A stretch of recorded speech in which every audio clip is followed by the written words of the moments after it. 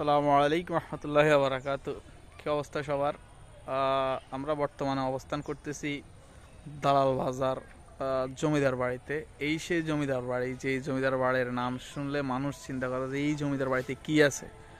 আসলে দেখেন, এই জমিদার বাড়িতে পুরানা কিছু বিল্ডিং আছে, এগুলা ধসি পড়তেছে, কিছুদিনের মধ্যে এগুলা ভাঙি পড়ে যাবো জোরে ঘূর্ণিঝড় গাইলে আর ভূমিকম্প হইলে। ইয়ার হরে ইগার হিসকি আর এই ফুসকুনি এগিয়ে আছে ওই সান হিগের মধ্যে বেগিনি হইলো বোঠানা। এই বোঠানা ছাড়া আর কিচ্ছু নেই। অজ্ঞা মাছ যদি থাকতো, বড় বড় মাছ থাকার কথা এখানে, কিন্তু এখানে কিচ্ছু নেই। এই যে দেখেন গাছপালা, সুপারি গাছ টুপারি গাছ, দালাল বাজার, রায়ফুল, লক্ষ্মীপুর, এগুলা সুপারি গাছের জন্য বিখ্যাত। এগুলা দেখা যায়।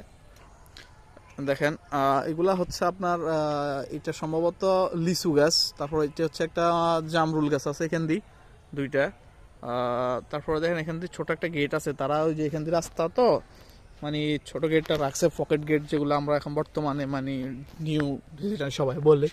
এই যে আমরা এখানে ঢুকছি, পকেট গেটের ভিতরে দেখি যে স্থাপনাগুলা, সবাই ভিতরে প্রচুর দর্শক, সবাই ছবি টবি তুলতেছে, আড্ডা দিতেছে, প্রচুর সুপারি গাছ। এই যে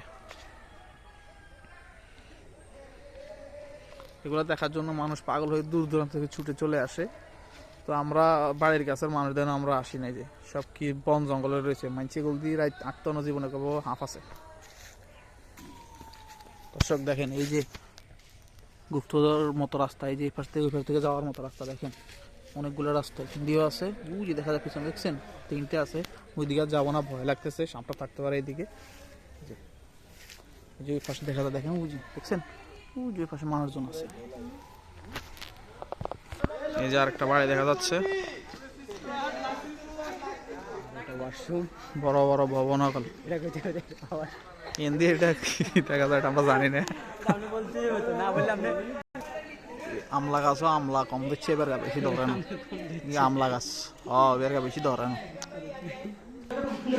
গাইস এখান দিয়ে মেলা রুম, খোলা মেলা জানালা, কিন্তু ওই মনে করেন যে এখান দিয়ে দেখেন সব খোলা, সব বিদ্যা হানি কাঞ্জি হান্দায়।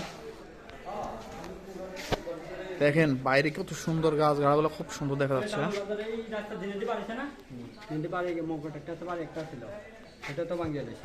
গাইস দেখেন জমিদার বাড়িতে একটা সুপারি গাছ আছে, বিশাল মোড়া, এরকম লম্পা যেরকম মোড়া এরকম দেখছেন।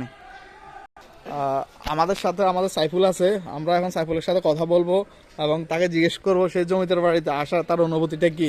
সাইফুল, আজকে যে জমিদার বাড়িতে আসছে, এতে তোমার অনুভূতিটা কি, কেমন লাগতেছে, ফিলটা কেমন বলো? তা হাসে না, অনুভূতি কি, অনুভূতি প্রকাশ করতে হবে। জমিদার বাড়িতে আসছো।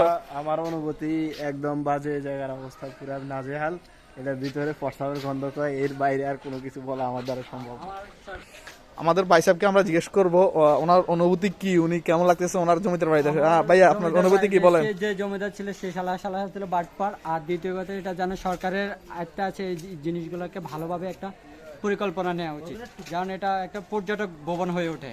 ঠিক আছে ভাইয়া ওনার অনুভূতিটা বলছে।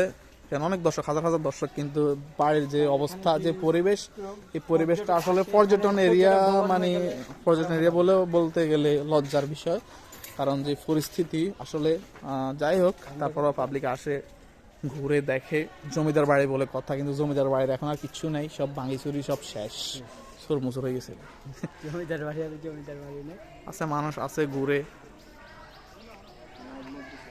তো ঠিক আছে, ভালো থাকবেন সবাই, আল্লাহ হাফেজ।